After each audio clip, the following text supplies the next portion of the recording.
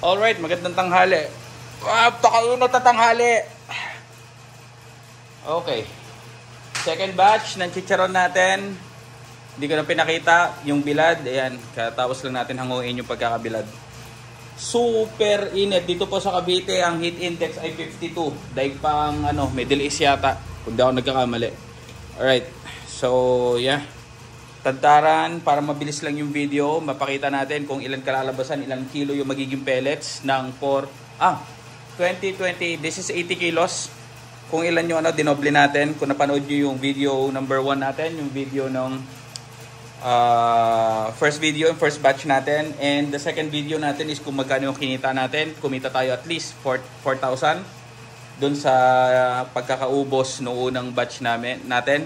And ito, dinoble na natin, ginamit uli natin yung puhunan natin, yung inutang natin kay Mrs. Then ngayon, we are expecting na kapag naubos naman natin to ay magkakaroon na tayo ng sarili nating puhunan.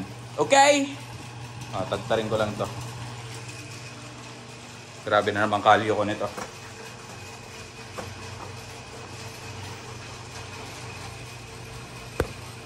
Nga pala, ma-share ko lang nahirapan kami last time sa pagsisil kasi medyo malalaki yung cut ko. Hindi namin makuha yung exactly 150 to 160 grams. Minsan nag-short kasi masyadong malalaki yung iba, kumbaga ang sikip na nung hindi namin masil na maigi. So now mag-a-adjust ako sa mas maliliit na cut.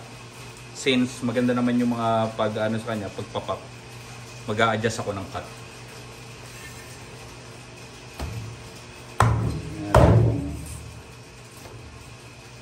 Siguro mas maliliit, parang mas madaling ipak, mas compact. Yan, mga ganyan. Yan. At least 1.5 inches. Kasi yung last time ganito yung ginawa ko. So it's almost 3 inches. Yan. Kaya yung iba, ang hirap ipak, namimili pa, tumatagal yung trabaho. So might as well, liitan na lang natin yung sunod. Pwede nyo rin gawin yan sa inyo, depende sa inyo, para madali siyang lagay sa mga packaging. Siguro yun rin yung ginagawa ng iba, nilalakihan para mas mukhang compact yung Pero talo kasi yung customer kapag gano'n. Kapag hindi tumatama yung pag hindi tama yung timbang.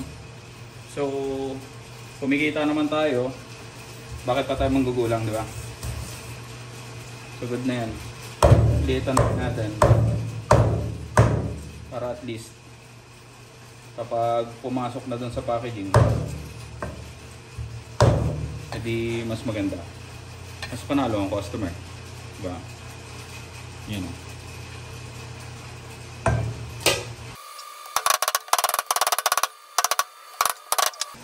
Alright. Di pa ako tapos, pero sasabay na natin yung yung pagluluto. Maabuti na naman tayo ng ating gabi sa pagluluto Anyways, kung last time, kung napanood nyo yung video natin, yung first batch, ang ginawa natin is every salang natin is 10 kilos. Now, mag-skip tayo, gawin natin 15 kilos. Ayan. So, 15 kilos, tatry natin. Tignan natin kung uubra. Pag hindi uubra, hindi palpak. Lang naman yun So, might as well, ako na lang yung pumalpak para maranasan. Using yung natin, yung ganong kalan natin. Yung C40 na kalan. Kung kakayanin yung ganito karami. Okay? That's 15 kilos. And this is the 15 kilos. Yeah.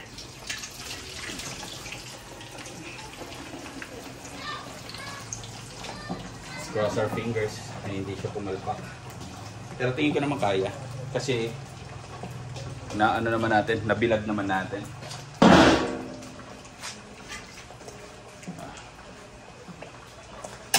Natin ito isa.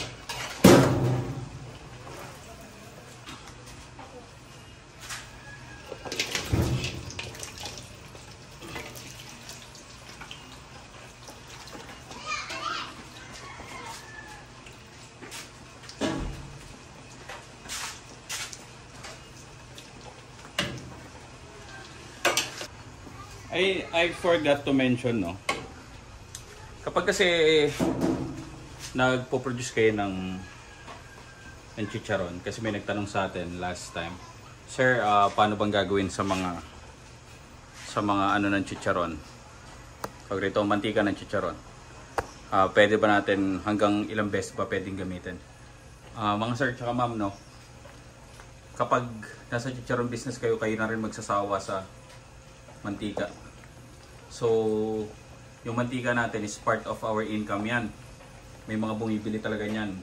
Or yung sa amin, katulad ko na merong tindahan ng pagkain, yan ang ginagamit namin. So, kinukuha ko yun sa expenses ng store para maging dagdag income dito sa chicharon.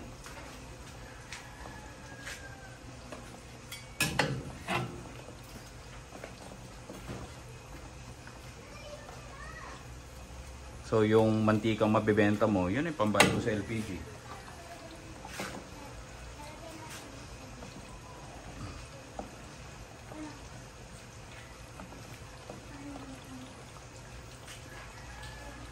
Right, update ko lang mamaya.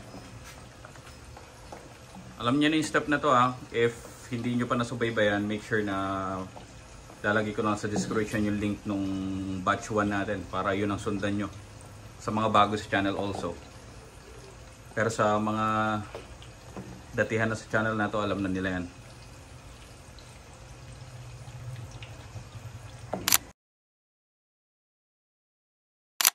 $30 minutes. Check natin kung may tumitikit. Sandok. Wala. Very good.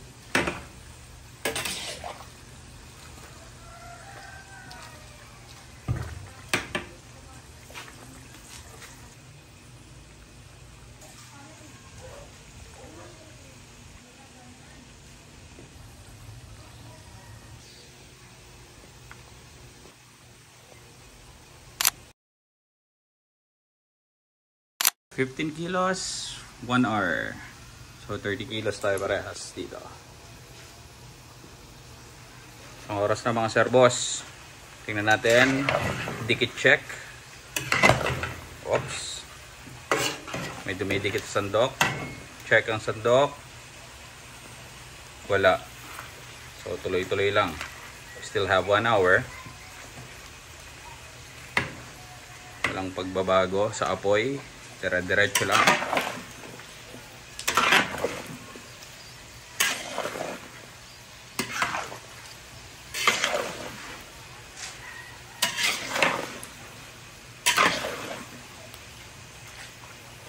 Ayos.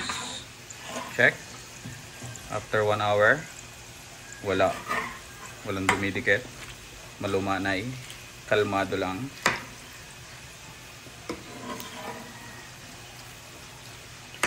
Okay, good. Wait natin. Balikan natin after 30 minutes naman.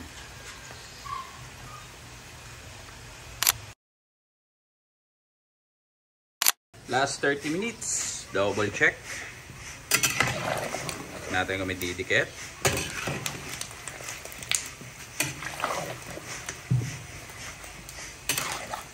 At this point, lagay na natin yung apoy natin sa pinakamahina. Ulitan natin to. Mahina.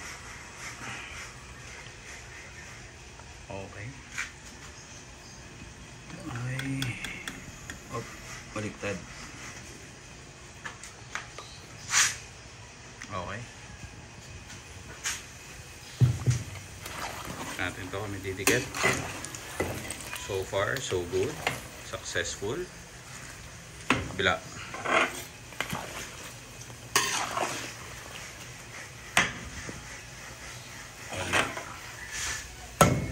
Malinis.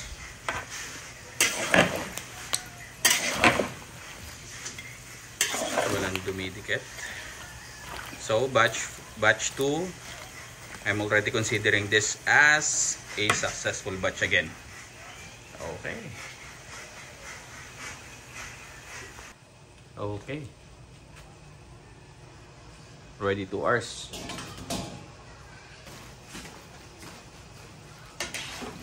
Moving na natin yan.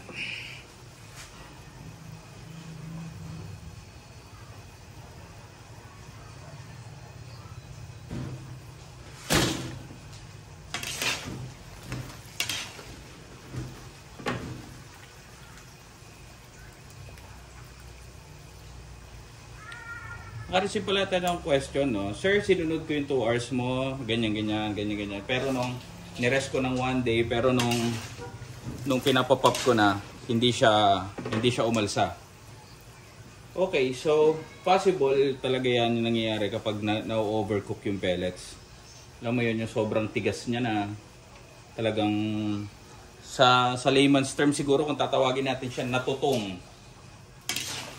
Mang Doming, bakit kaya nangyayari yon? Possible na hindi pa umabot ng 2 hours, naluto na siya siguro mga 1.5 hours sa init or dun sa lakas ng apoy. Ganun yung mga possible na nakikita kong, kasi nangyari na rin naman sa akin yan, natutong siya. Kaya yun. So, ano lang naman talaga dyan. Hindi ko kasi ma-advise na alam nyo yun, yung first try nyo pa lang okay na. Wala kasing ganun. Kasi kung ganun lang rin naman ang pagchichicharon, di halos lahat marunong na, di ba? Sa dami na napapanood. Talagang rito, practice. So, always practice. Check natin. Yan. Practice. Medyo madilim dito sa labas eh. Mahina yung apoy. Mahina yung ilaw. Kunin na rin natin itong isa. So this is 30 kilos.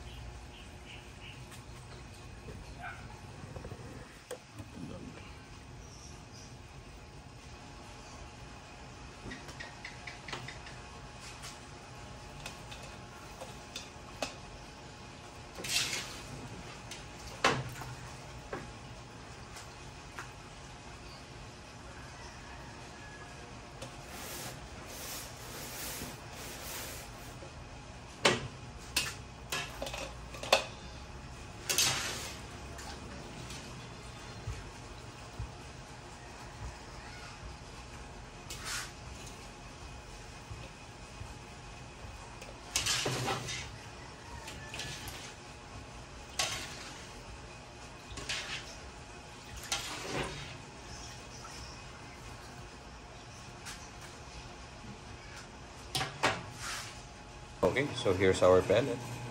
Ganda.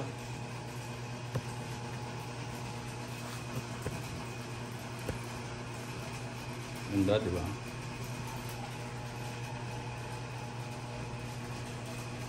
Sa loob, ang liwanag eh. Okay, mabalik tayo. This our second salang. Tinry ko lang kung kaya ng 20 kilos. So far, so good naman. Isang oras na to.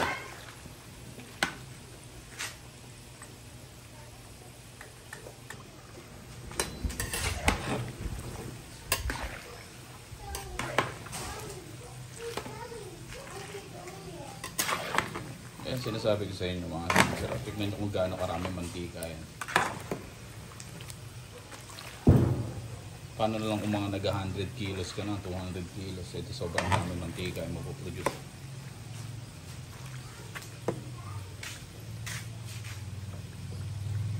Balikan na lang natin.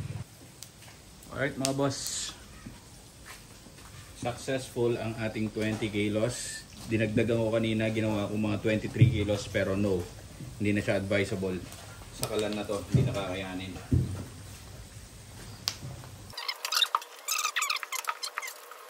Ito yung sinama ko dito.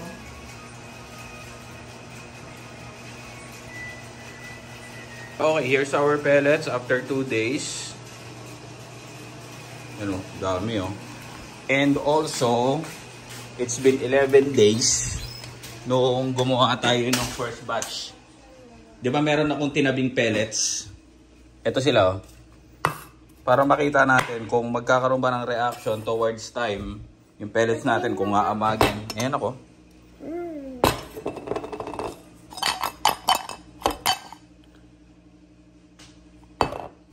Kung titignan, walang pagbabago. Sa amoy, wala pa rin pagbabago, parehas sila. So, I therefore conclude again na kahit 11 days ang pellets natin, no reaction at all. Ayan, tingnan natin. This one. Wala pang pagbabago sa amoy. Okay na okay pa. Fresh na fresh. Pwede. 11, nakaganyan lang siya. Hindi nilalagay sa ref. So, sa mga susunod na video natin, tignan ulit, bisitahin uli natin yan sila. Dalawa sila. And, check muna natin kung ilang kinalabasan nung 80 kilos pag naging pellets. Yeah! First batch siya. Ganyan. 15, 16. 16 kilos. Sunod. 16 plus 8. So, ilan na yun? 24.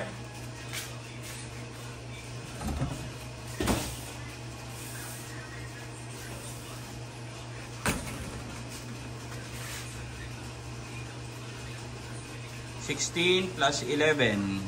So, 16, 24, 34. 34, 35. So, 35 kilos ang kinalabasan ng 80 kilos. More than kalahati. So, 55 to 60% yung nawala. Doon sa pinaka raw weight niya. Okay. So, magpapalsa na tayo. 8, 10, 12, 13, 14, 17, 20, 23, 24, 25. So, roughly ang nakuha natin, na extract natin ng mantika is almost 25 na 1.5. Magkano isang 1.5, mama? 110. So, kung ibebenta lang natin ng mura yan, so pagpalagay mo isang 1.5, 50 pesos, pwede pa rin. No? Mama, no? Pwede pa rin. Pambayad na ng LPG.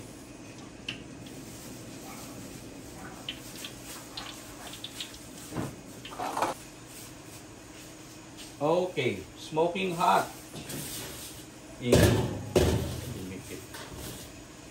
Subukan natin to.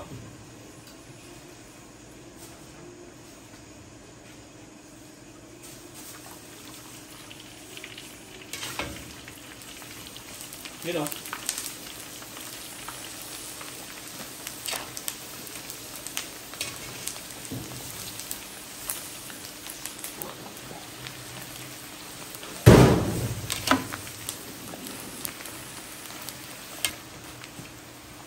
Kaya kuha mo nga isang sandok dun, boy.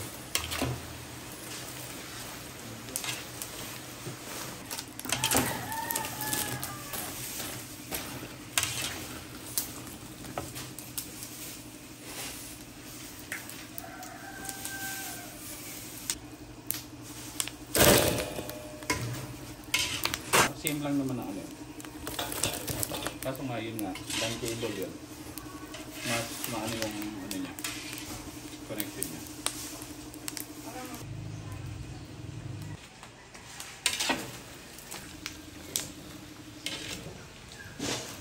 Gawa na ibang mga ano ba?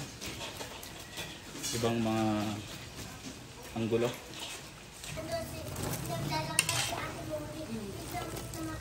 Nakaupo lang siya. Hindi kasi minum ng tubig yun. Packing na tayo mga papa. Sumobra ka ng 100 pieces, mama? Ito yung kalahati nung sinalang natin. Standby lang muna natin. So, sunod na batch tong isang 17.5 kilos. So, this is how it looks like. Our second batch. Yun o, punong-puno yan, boy. Hindi ko alam kung paano sasarado. Pero masasarado yan.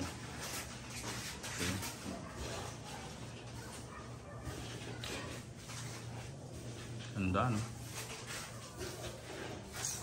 Then, this side is mag-seal na. Seal natin yan. This is for better shelf life. Huwag kayong magpapakampante dyan sa ano, sa seal. Kasi ano yan, lumuluwag. Ito. Yan. Lumuluwag yan eh. Kaya kailangan, so, ginagawa ko rito is triple. Yan. So, 1, 2, then yung resealable.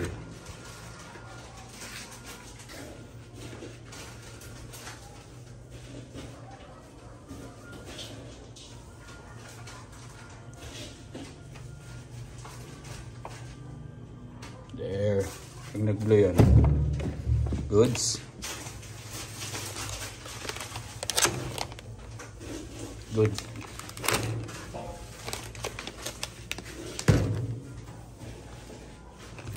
Ready na. So it look like, oh. Kita nyo walang mga debris ng salt sa ilalim. Malinis.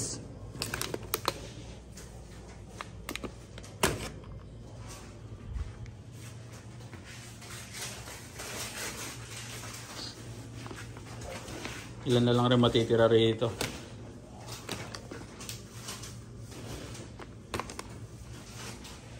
Alright. See you in the next video.